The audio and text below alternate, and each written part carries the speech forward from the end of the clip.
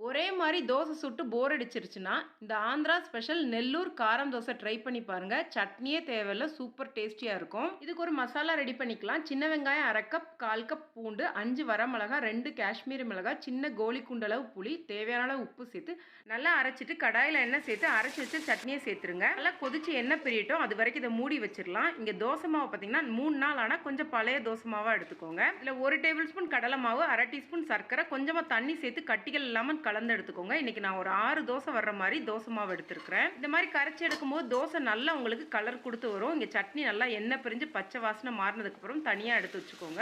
தோசை ஊற்ற ஆரம்பிச்சிடலாம். தோசை நல்லா விரிச்சு ஊற்றி எடுத்துக்கோங்க.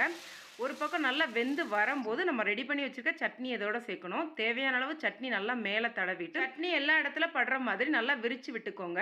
இந்த தோசையை திருப்ப தேவையில்லை. இந்த மாதிரி ஒரு சைடாக வேக வச்சு எடுத்தாலே சூப்பர் டேஸ்டியாக இருக்கும். அதே மாதிரி இந்த தோசையில் பார்த்தீங்கன்னா முட்டை தோசையும்